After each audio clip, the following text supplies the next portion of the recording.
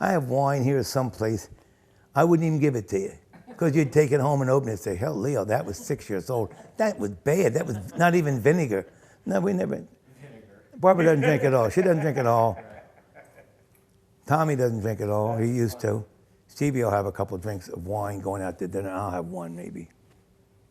Yeah. Show me the picture that was on the wall. Right. Well, I was born November 1926 in Lakehurst, and my mother delivered me at the time in the Paul Kimball Hospital. That was the only hospital around.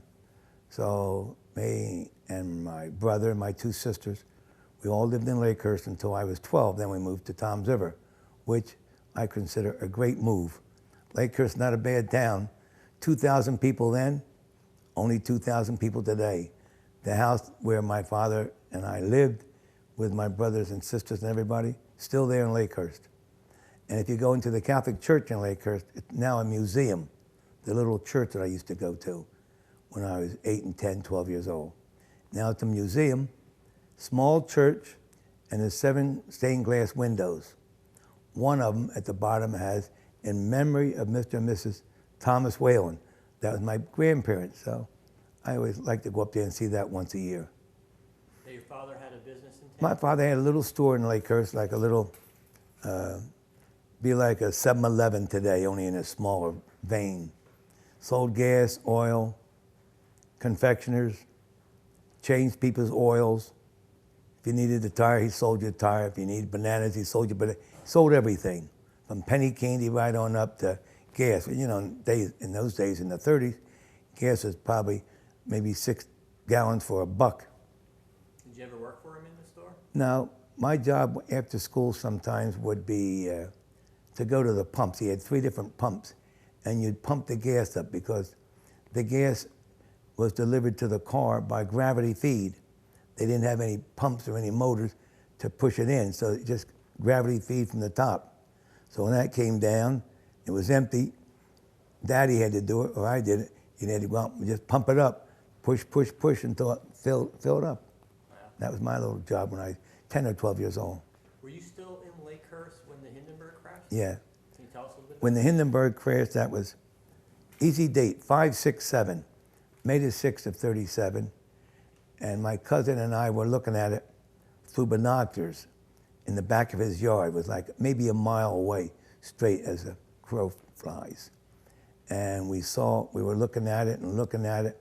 It was like 5:30 or 6 at night. It was coming in kind of, they had a storm, so it came in later than average.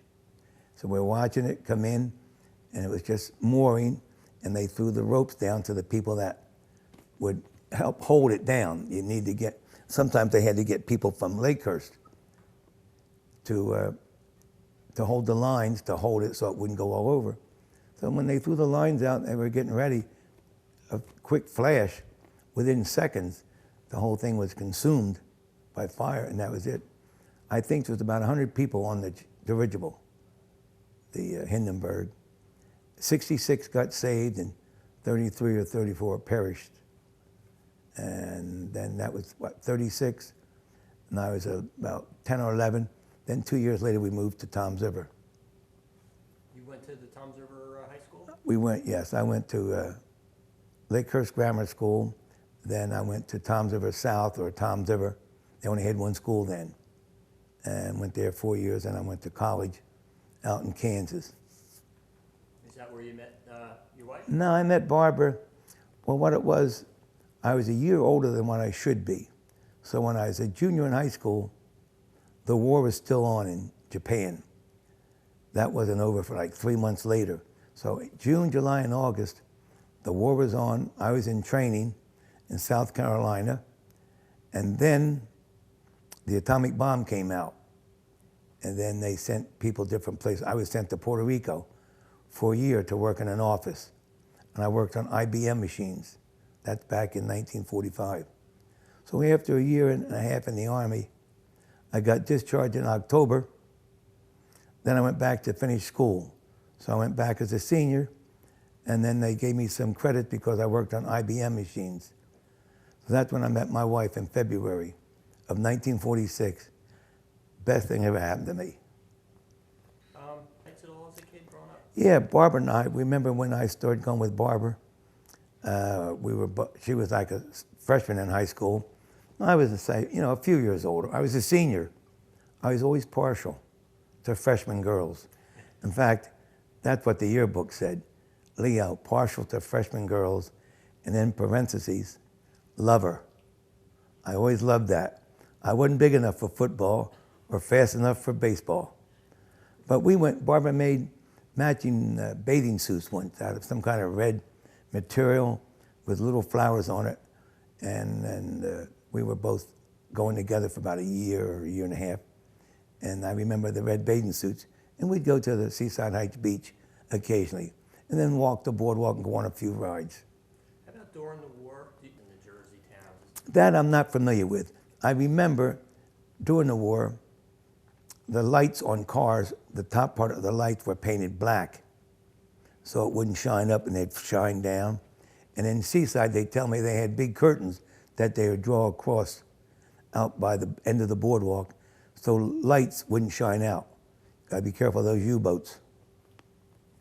And what year did you get married? We got married in August the 20th, 1950.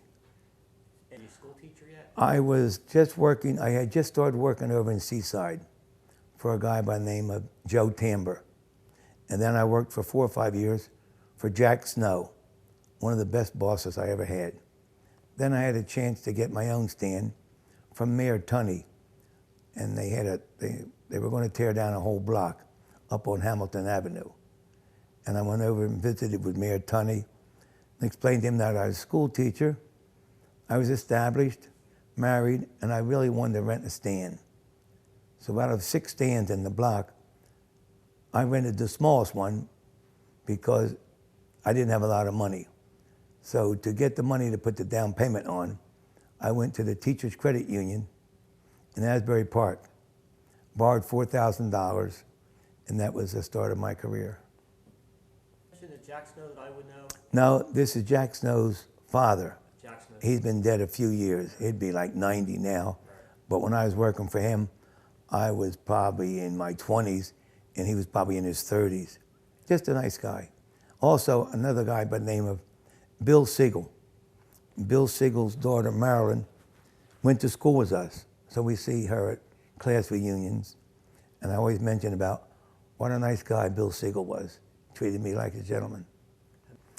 And Earl McCannon was better known as Dutchie. He had a shooting gallery on the boardwalk. So when I used to go by for sandwiches back and forth, I'd visit with Dutchie. So one time I mentioned, Dutchie, if you ever retire, I'd like to rent your stand. He said, okay, Leo, but there's a whole list ahead of you. So every year I asked him, am I up the ladder? He kept telling me, I'm in the middle, in the middle. So finally, in 1960, he said to me one day when we were talking, Leo, this is my last year. My wife and I decided that I've had enough of the boardwalk, I want to retire. And the boardwalk's been very good to he and his wife. And they had a daughter, Charlene, who was in high school. So he rented me the stand on, let's say, 215 Boardwalk. And I've been leasing it every year since 1960. 50 years I've leased it. Is that the shooting gallery? And that was a shooting gallery. We took it apart and put stands in and had stands. Then when I retired, my sons took over. And they still lease this thing from Charlene. And she lives up in Collingwood. Was that behind where the arcade is? That's right behind. They took that train apart at the end of 1954. And then that's when I took over in 55. So they took the train out and got rid of that. And then they put new stands out front. And the Swan ride was like behind Coors Custard. And the guy's name was Louis. I never knew his last name, but he was about 260 pounds. I don't know how the Swan would hold him. But Louis had the Swan ride, and I always remember they'd take it around 3 or 4 times in this big pond of water. It was 10 cents. 53 or 54? 55. 55? Yeah, I opened up March of 1955. And something happened after. Why don't we talk about Well, that? yeah, well, when I started, the games were illegal. So the town would issue a license, and the license for all the stands for the games of chance, wheels, and everything else, they were all $200 a piece. And we were not sanctioned by the state. Occasionally they'd come down and you'd get information that they're coming down and you got to close for a few days. So the police would come by in Seaside Heights and say, you got to close, and after the weekend, open up Monday, which we did, the whole boardwalk. But one year, which was my second year, 1956, they came by about the 15th of July, just when school's out, and they closed us for like 6 weeks. So where I was in my stand, there was like 6 other stands. Out of the 6 stands, I think 4 of the people left. They couldn't make any money to pay their rent, so they just had to vacate the stands.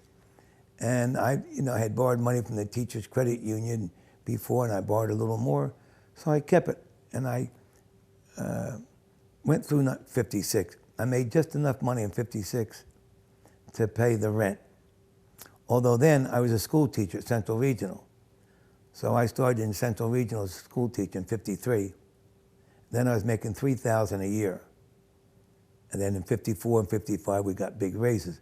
I went up to, instead of 3,000, I got up to 3,500. Then in 53 to 63, that's 10 years of teaching. So the 10th year, I was making 7,000. But then I had my stand on 311 Boardwalk, which was my first stand in 55. And then in 60, I took over McCannon's stand. So I had 2 stands, and I worked them diligently, probably 10, 12, 13 hours a day, very few help. I did have help every night from 5 to 7. Mike Gratian, who was 16 years old, in fact, maybe he was 15. Mike was a good worker, and he came up at between 5 and 6, and I would eat, then go in the back and brush my teeth. I had a little fountain back there to brush my teeth, take a half an hour nap, then I'd wake up at 7, 7:30 and work till 2 or 3 in the morning. So I really worked a lot in the early years by myself. Referendum. Well, after 56, 57 was a good year, and 58 and 59, they were all good years because the state didn't bother us much, maybe just a day or two. So all those years, the games were illegal, but we ran them just as if they were legal. The town would give us a license, we'd open them from March, then we'd close in October. Today, some of the stands on the boardwalk in the arcades, like Leo's Arcade, is open all year round. They only close Christmas Day. And my granddaughter, Kelly Whalen, she runs it now, and she has a little help from her daddy, Steve. Popular anymore? No, we don't have one pinball game. My son Steve bought a pinball game, I think 3 or 4 years ago, just to try it. And it would be a flop. People, they don't play pinball much. They play the video game and their cranes. Then there's always new games coming out, like, I don't know if it's called Wii or what it is, but there's always new games coming out. And they play those more than with the pinball. Skee ball is about the only thing that's old that people play, but most of those are little kids that can just roll the ball down. It's very easy. They win tickets, and they get a couple prizes when they leave. They go home with something. So they're always happy that way. What was it like in the 70s? Well, in the 60s and 70s, you didn't have as many people. It was 100% family. Times have changed in the mid-60s with everybody. In all the cities, all the towns, almost every country has changed. And sometimes it wasn't always changing for the best. But Seaside went through a change, wasn't really great, but now in the last few years, my 2 sons, Steve and Tommy, tell me, Daddy, it's going back to families. So it looks like it's on its way up. Florida, it's like Yeah, we started going down to Florida in 63 when we'd close the stands up. We had maybe like a 61 station wagon. My wife and I would throw some luggage in the back. We didn't care where the kids landed, but we threw those in the back with the luggage. And we'd hightail it for Hollywood, Florida. And we bought a nice home down there. And then that was in 63. Then in 64, I went down, I bought a piece of land. Then I went down, every year we'd go down from November till about March. So in 63 and 64, I think 64 I bought a piece of land and I put up 3 apartments by the Gulfstream racetrack. Then a couple years later, I bought another piece of land, like in 66 or 67, and I put up 10 more apartments. Then I had 13 apartments. So I got a manager. Her name was Millie. We used to call her Millie the manager. And she ran the operation for like, 18 or 20 years. Then in 1972, I branched out and bought half a block of land across the street from the Hollywood dog track. Then I put up 30 apartments called Leo's Garden Apartments. So altogether, I ended up one time, I guess in the late 70s with, I think, 44 apartments. So Millie ran everything. We just would come back here in the summer, make a few phone calls every week to let her know that we're still interested in that property, but we wanted to come back here and dig into the boardwalk. Now we go back to West Palm Beach. We have a home, and Barbara and I play a lot of golf, and Barbara's won a lot of tournaments down in West Palm Beach and also here in Greenbrier. I think today we counted up, she has 12 trophies, either first place or second place. And 2 years ago, she got 2 hole-in-ones in 1 year. So that kind of knocked me out of the box. Although 5 years ago, I did get a hole-in-one and I won a new car. So I don't think she can top that. Put together. Yeah, everybody was involved on the boardwalk. We went to Trenton 3 or 4 different times. And, the one concessionaire would meet another. It would be 4 or 5 or 3 people in each car. So we'd go up there, maybe 50 or 60 guys, 3 or 4 different times. And then there was a senator called Senator Sandman from Cape May. And he was more or less responsible for getting this bill passed that legalized the games of chance on the boardwalk along the Jersey coast. Not for gambling for money, but for prizes. And I think in those days, the top prize was $13.50. Today, it's much more, but in those days it was $13.50, and that was fine. But from 1960 on, when the games were legalized, then you felt like maybe you're in the old chair and nobody's going to move you out of it. But if they did come by, naturally, you have to pay something. Right. You got to pay for somebody's transportation, their time, and so forth. So the chances are we all divvied in to pay some, but what it was, I don't know. But I know we were very happy with Senator Sandman. $40,000 in a bag. How much? $40,000. That I don't know. But also, besides Senator Sandman, a very influential person was J. Stanley Tunney, the mayor of Seaside Heights. He was mayor for 20 or 30 years, and a very reputable man. And everybody adored J. Stanley Tunney. He really helped the town out for the people that were unemployed, or if you were out of a job for a while, or people that just was desolate, he would help them out. After. Yeah, with the games of chance. That came in after the war. And I guess during the war, I think I wasn't around doing the boardwalk deal, but during the war, they would have stands and they would have prizes like coffee that was rationed and cigarettes. For a dime, you could win maybe 3 or 4 packs of cigarettes. And the same way with the coffee, you could win a pound of coffee for a dime. And coffee was hard to buy during the war. 55, 56, 57, probably for 5 years. For 5 years, it was a wheel just on an axle. And you just grab the top and give it a spin and go around 7 or 8 times, and that would be it.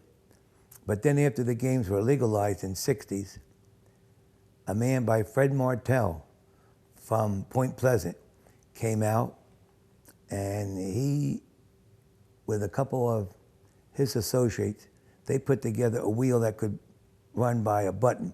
You'd push one button that would start the motor, and another button would stop it. It would have a clutch, and then it would go around a few times. And the games then that he put in, the wheel and the buttons and the button board with all the numbers. I remember it was $600. Again, Leo had to go to the teachers' credit union to borrow $600 to give Fred Martell best $600 I ever spent in my life. But when I went to the Boardwalk, Leo sat in with my regular name, Leo, and that's it. Pete was just a nickname. Tommy doesn't use his name, and it's not Tom. It's Leo. Yeah. They went together with Leo. So it's simple to remember. That's why it's easy to remember, I think. Not many people, you go any place, you go, hey, Leo, who are you? No, I can go to That makes you feel good, really, number one. Number two, makes you feel good that your sons are doing a great job for the last 25 years that I've been retired. Tommy's a hard worker. He works 10 and 12 hours every day. And sometimes he starts in March working and going to New York to get prizes and going to Philly to get special parts for games. And yeah, and Stevie's the same way. Steve puts in a lot of hours, and his wife's a hard worker. Well, the biggest fire that I remember was in '55, my first year, and that started by the merry-go-round. And it took all the stands out from the merry-go-round all the way south. And then Mayor Tunney let all the people erect temporary stands along the boardwalk. And that probably helped me because I had a permanent stand with everything with lights and everything. The rest of them were just Mickey Mouse for the 1950, 55 till they got, you know, new stands built next year. I was 3 blocks up, so the fire started just about in Seaside Park, like where Maruka's is, and the merry-go-round. Wiped the merry-go-round out and everything south. I guess a couple blocks. It was my last day of school. We were going over to school June 9th. to finish up the last day. And then we stopped and helped as much as we could do. Just about 60 years old. Yes, you're correct. what? Oh, I guess, you know, what happened, what made Seaside even better was the year before I started, 1954, the Parkway opened up. And then you could go from North Jersey to Seaside in an hour or an hour and 15 minutes. In 1954, then they came up Route 9. It would take maybe 3 hours to come down, and their cars would heat up. So with the Parkway in '54, that gave me a boost when I started in '55, that a lot of people coming down from the north. Now, my fondest memory would be, I guess one of my memories is when the new bridge was built over the wooden bridge. Because I used to go to work, and then it would be time consuming to stop and wait for the fire people to put the fire out on the wooden bridges. You had like 2x6s, and they'd catch fire, then the fire trucks from Seaside would have to come out and do that and stop the traffic. So I forget what year it was, I guess maybe 1960 or 59, they got the new bridge in, and that was a cement bridge that took you right straight into Seaside. Then a few years later, they put another bridge that took you right out. So that was a nice memory for me to remember. No, just, I always like to say that my wife was a big help to me. We had 4 children, and she would leave. I would stay home with the children in the morning, maybe twice a week in Tom's River. And she would go over and refresh the stands, clean all the stands up. We had dolls and stuffed animals, and she'd arrange them so they'd look like they're right in the department store, very nice. And that was a help to me to have someone to do this because I was not able to do it. She had a knack on decorating, and she took it up in high school, decorating, and it helped out when people came by my stands to look. They, oh, this looks like Macy's. It looks so beautiful with all these stands and plus animals. And we had one of the dolls was Madame Alexander dolls. To this day, they're collector's items. And here you could win them for a dime on my stand back in the 50s. But again, thanks to Barbara for decorating the stands and making them look so neat. Happy birthday, Seaside Heights. It's been a wonderful 100 years for you people that's there and the ones that are still there. And it's been very, very good to Leo and my family. And my 2 sons also want to wish you guys happy birthday. Again, happy anniversary, and happy 100 years to Seaside Heights. Happy birthday, Hey, Seaside Seaside. Heights. Late- Happy 100th birthday. As to usual, he a doesn't let me beautiful town. talk. This one, here we go. Happy birthday, Seaside Heights. Leo and I are glad to see 100 years anniversary. Happy Happy- anniversary, Seaside Heights. Happy birthday, Seaside Heights. From Leo and And Barbara Barbara. Whalen, down in Waretown. We moved down to Seaside 5 years ago. And we loved that town. We were there for 40 years.